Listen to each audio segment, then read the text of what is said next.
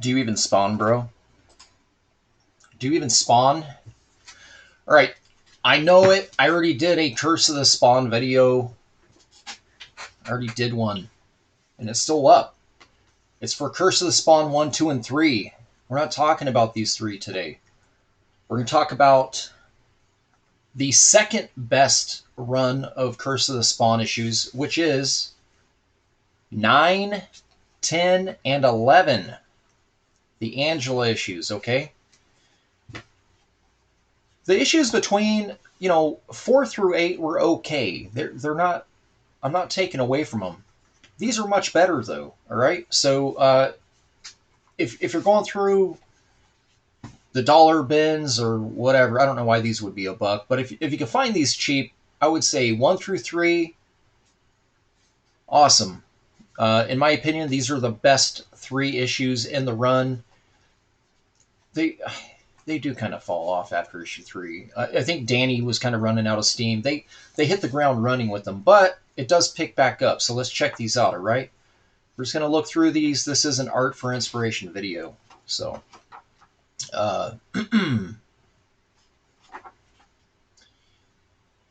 Dwayne Turner with my boy Danny Miki inking, and I'm going to mention this every chance I can. My first piece of published work was inked by Danny Miki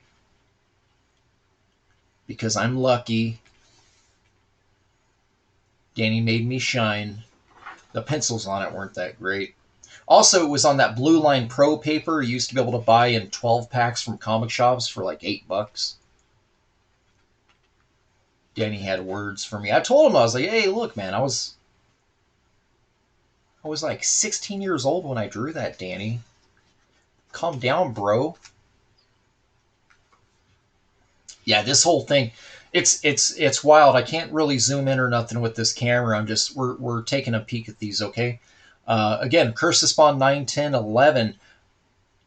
I don't think you're ever going to see this in print again because of the ownership issues with Angela, with it being owned by Marvel now. So I'm not sure how that works with these. I've yet to see these issues be collected in a trade paperback of any form, except for that one. There is a Curse of Spawn trade that has certain issues in it, and it's printed black and white. The paper quality in it is terrible, though. So as soon as my buddy told me that, he's like, "Yeah, you'd probably like it, but it's pretty bad." He said it's actually worse than the what is it? Those essential, the Marvel Essential books where they're like, yeah, what do you have? What do you have that's under 60-pound text? Let's do that. Do they make a 45? Let's try that one. All right. Yeah, this is absolute madness. I know, again, I know I'm supposed to be ranting and raving about the line art and showing it off, and you can't really see it that great here. But yeah, Danny just absolutely killed it on these. The rendering here is just madness, absolute madness. The amount of hatch rendering, and then also it's not just that. A lot of just very, very cool fades. There's a lot of things going on here where through the pressure of the nib, or sometimes you have to do a second pass to get it to look right. But a lot of these thick to thin, back to thick, back to thin, and then maybe break it up, bring some white out, or just kind of create like some knots or tick lines at the end, just for the sake of like making it look interesting. It's all over. These books are riddled with that stuff, and I love it. It's fantastic. Whatever Danny was paid to ink this stuff wasn't enough. I don't know how much he was paid, but it wasn't enough. Yeah, like I said. And then there is actually, you will kind of see there's a little bit of an artistic dip in issue 11 towards the back, and the series actually did, in my opinion, it dipped a bit. I don't think Turner stuck on the book. Dwayne Turner. I don't think he stuck on the book after that. Oh, look, Jessica Priest, played by Melinda Clark, who used to go by Mindy Clark. If you ever seen Return of the Living Dead 3, that main zombie, that's her. That's Mindy Clark. I think she changed her name just for trying to get other roles, and then she still ended up getting supernatural films thrown at her. Issue 10, there's a number right there. These two, it's up here on the top. They moved the corner box down to here on this issue. I don't know why. It's a whole lot of room for it up here. Maybe they should have did that on these ones too, though, because these ones have all this weird, like, marble texture with nothing in it. If I designed this cover, I would have did that. I'm just saying. Yeah, there we go again. Dwayne Turner with Danny Miki.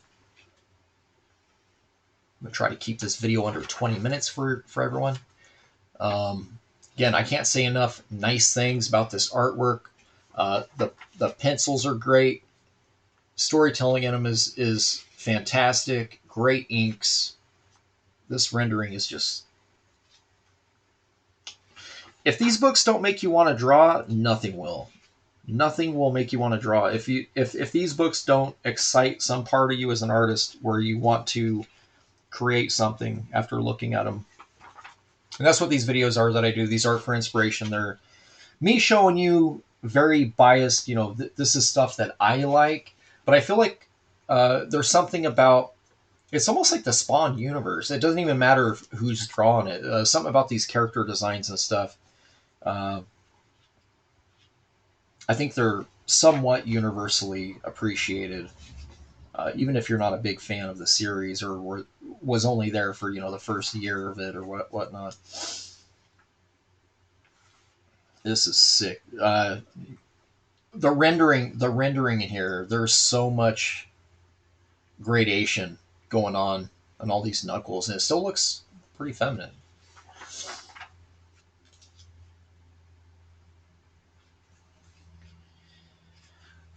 Yeah, I don't know how to feel about this. So, like, if I was coloring this, I'd be bald. I would have pulled all my hair out.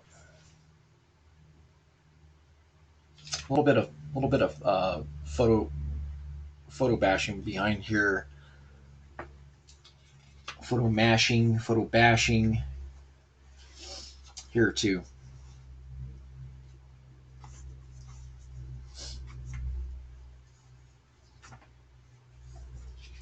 Motion blur.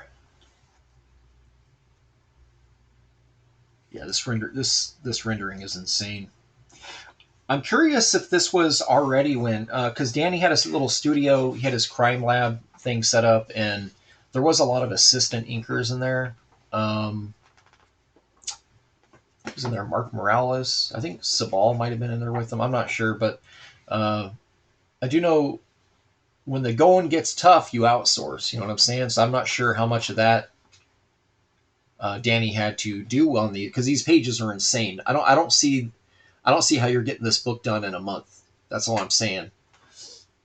So again, Dwayne Turner, Danny Miki inks. Let me see here. There's no ink assists listed here, so maybe it is all Danny. I don't know. He is a capable individual. I know that.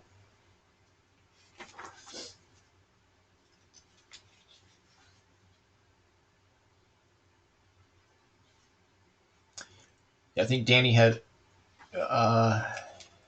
over my career. I think Danny's only less than 20 pages of art of mine. That includes the Liefeld pages that I did finishes, and then we also did some stuff. It was tag teamed inks. It was Danny and then John Sabal inked some of the other pages. We did this Bad Rock story that was in this competitive magazine. It was a comic book magazine competing with Wizard. It was called Fan, Fan. And we had a serialized story in there It was Bad Rock fighting a bunch of AT-ATs. Go figure. They were supposed to, and I was like, can I draw this stuff? Like, I don't know. We don't. They were like, yeah, it's parody. It's like, okay.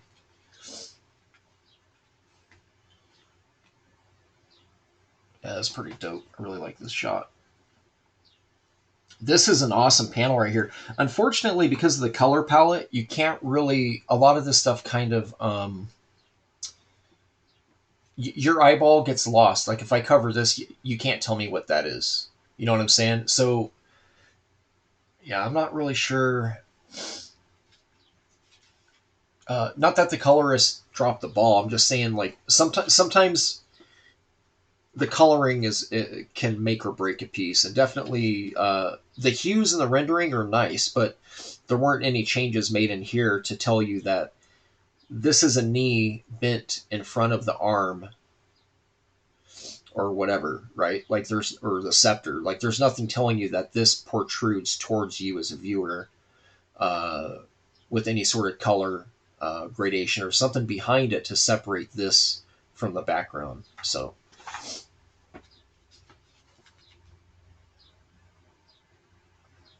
Colors for inspiration stream. That's what this is now.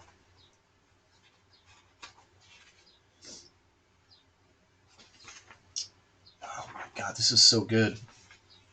Yeah, anyways, like I said, if I can recommend a few Curse of the Spawns to any artist out there, if you're a detail obsessed artist, Curse of the Spawn 1, 2, and 3 are a must-have. Just study those lines, study Danny's inks on them. And then, like I said, the other ones, these are the other 3 issues I would recommend from the series. 9, 10, 11. Nothing against the other issues. Nothing against them. But these are better. Okay? So, yeah. Issue 10, 11, 9, 10, 11. The bottom of this video, I will actually, in the description, I'll put the link for the video where I look at these ones. Okay? So there you go. This video, 9, 10, 11. I'll throw the video that I look at these 3 issues right here. These are the must-haves. These are, if you got more money in your bank account, buy these as well, all right? All right, thanks for checking it out. Subscribe. I need subs.